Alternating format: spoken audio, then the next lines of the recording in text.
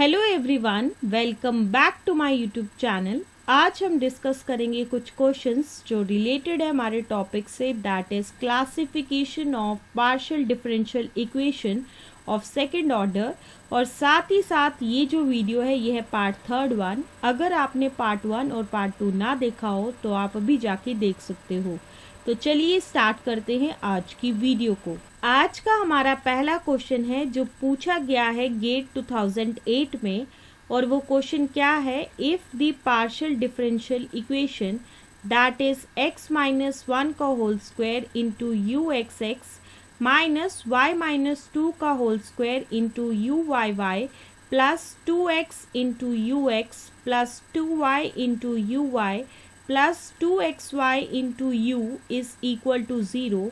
is parabolic in S which is subset of r square but not in r square minus s। तो इस question में basically हमें क्या given है कि एक पार्शियल डिफरेंशियल इक्वेशन है जो कि पैराबोलिक है एक सेट S में जो कि सबसेट है r स्क्वायर का, और साथ ही साथ ये जो पार्शियल डिफरेंशियल इक्वेशन है ये पैराबोलिक नहीं है इन r स्क्वायर माइनस s। तो इस क्वेश्चन में अब हमें निकालना क्या है, देन दी एस इज। तो साथ ही साथ इस क्वेश्चन में हमें टोटल 4 ऑप्शंस दिए गए हैं और हमें बताना है कि इन चारों में से करेक्ट आंसर क्या है, that is the correct value of S1। तो चलिए देखते हैं आज कौन कौन से ऑप्शंस हमें दिए गए हैं। सबसे पहले ऑप्शन ए जो हमें गिवन दिया गया है, दैट इज S एक ऐसा सेट होगा जिसमें वो सारे XY बिलोंग करेंगे R स्क्वायर के, such that x is equal to 1 होगा और y इज इक्वल टू 2 होगा। ऑप्शन बी जो हमें गिवन है, दैट इज s जो होगा वो इसके बराबर हो सकता है, दैट इज इसमें वो सारे xy बिलोंग करेंगे r स्क्वायर के, such that x is equal to 1 होगा and y is equal to 2 होगा। ऑप्शन सी जो हमें गिवन है, दैट इज इसमें वो सारे xy होंगे जो बिलोंग कर रहे हैं r स्क्वायर के अंदर, such that x is equal to 1 होगा। और साथ ही साथ जो ऑप्शन डी हमें गिवन है, दैट इज इसमें वो सारे एक्स वाई होंगे आर स्क्वायर के, सच दैट वाई जो है वो 2 के बराबर होगा। तो चलिए डिस्कस करते हैं इस क्वेश्चन के सल्यूशन को। सबसे पहले the given partial differential equation is x minus 1 का whole square into u x x minus y minus 2 का whole square into u y y plus 2x into u x plus 2y into u y plus 2xy into u is equal to 0। इसी equation को जब हम usual symbols में लिखेंगे तो उसे किस तरीके से लिखा जाएगा, दैट इज x माइनस 1 का whole square into r minus y minus 2 का whole square into t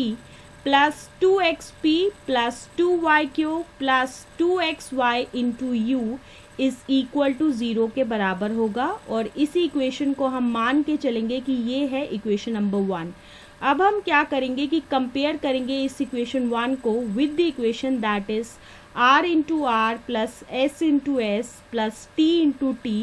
plus f of x y z p and q is equal to 0। तो यहाँ से हमें क्या पता चलेगा कि r की वैल्यू जो है वो किसके बराबर होगी, दैट इज x माइनस 1 का होल स्क्वायर के बराबर होगी, s की वैल्यू जो है वो इक्वल टू 0 के बराबर होगी, और साथ ही साथ t की जो वैल्यू होगी इट इज इक्वल टू होगा माइनस वाई माइनस 2 का whole square. So these are the values of r, s and t। अब हमारा नेक्स्ट स्टेप ये होगा कि हम कंसिडर करेंगे s square minus 4rt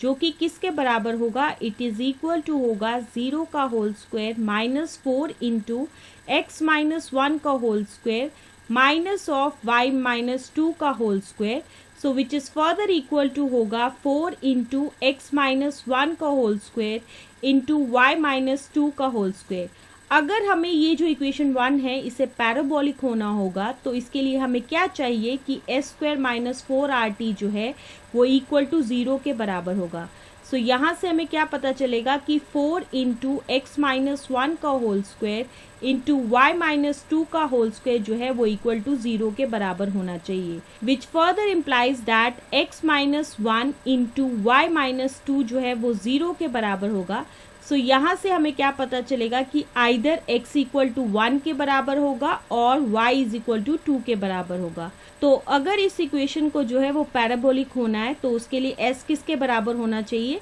it is equal to, इसमें वो सारे एक्स वाई बिलोंग करेंगे आर स्क्वायर के, सच दैट x जो है वो इक्वल टू 1 के बराबर होगा और y इज इक्वल टू 2 के बराबर होगा। सो दैट्स वाई ऑप्शन ए जो है वो बिल्कुल सही है and option A will be the answer of this question. अब हम आते हैं हमारे दूसरे क्वेश्चन की तरफ जो पूछा गया है गेट 2011 में, और वो क्वेश्चन क्या है, the partial differential equation is x square del two z divided by del x square minus y square minus 1 into x into del two z divided by del x del y plus y into y minus 1 का whole square into del two z divided by del y square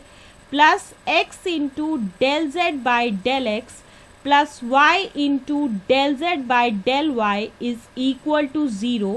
is hyperbolic in xy plane if. तो इस question में basically हमें क्या given है कि एक partial differential equation है जो कि हाइपरबोलिक होगी एक ऐसे रीजन में जो कहाँ पे है, एक्स वाई प्लेन पे है, अगर वो सेटिस्फाई करता है इनमें से कोई भी एक कंडीशन को, and the conditions are given in the form of options. So the options are, option A है x is not equal to 0 and y is equal to 1, option B है x is equal to 0 and y is not equal to 1, option C है x is not equal to 0 and y is not equal to 1, और option D है x is equal to 0 and y is equal to 1। So these are the options of this question. तो चलिए discuss करते हैं इस question के solution को। The given partial differential equation is x square into del two z divided by del x square minus x into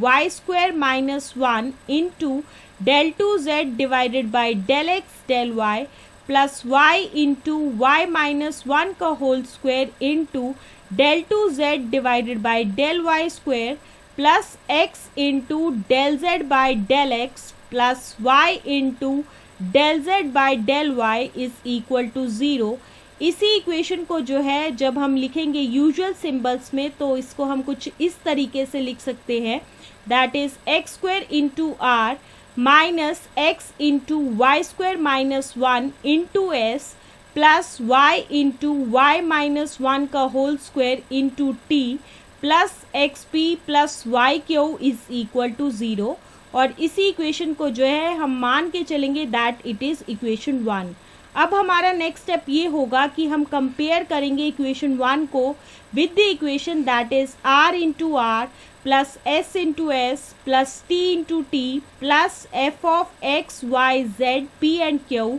is equal to 0। तो वहाँ से हमें क्या मिलेगा कि r जो है वो एक्स स्क्वायर के बराबर होगा, s जो है वो minus x into y square minus 1 के बराबर होगा, और साथ ही साथ t जो है वो बराबर होगा y इंटू वाई माइनस 1 का होल स्क्वायर। अब हमारा नेक्स्ट स्टेप ये होगा कि हम कंसिडर करेंगे एस स्क्वायर माइनस 4rt जो कि किसके बराबर होगा, minus x into y square minus 1 का whole square minus 4 into x square into y minus 1 का whole square which is further equal to किसके बराबर होगा, x square into y square minus 1 का whole square minus 4x square y into y minus 1 का whole square. अगर इस equation 1 को जो है वो हाइपरबोलिक होना है तो उसके लिए हमें क्या चाहिए कि एस स्क्वायर माइनस 4rt जो है वो ग्रेटर देन 0 होना चाहिए। तो उसके लिए हमें क्या चाहिए कि x square into y square minus 1 का होल स्क्वायर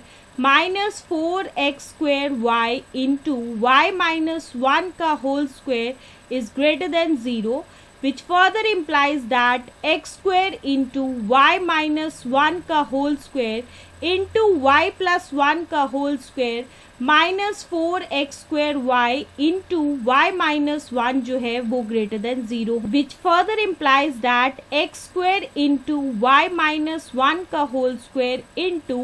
y plus 1 का whole square minus 4y should be greater than 0, which further implies that x square into y minus 1 का whole square is greater than 0। और ये चीज़ जो है तभी सही होगी अगर x जो है वो नॉट इक्वल टू 0 होगा और साथ ही साथ y भी जो है वो नॉट इक्वल टू 1 के बराबर होना चाहिए। तो यहाँ से हमें क्या पता चला कि ऑप्शन सी जो है वो बिल्कुल सही है। So that's why option C will be the answer of this question. So this is the explanation of this particular question, and with the explanation of this question, this is the end of this video. Stay tuned for the next video.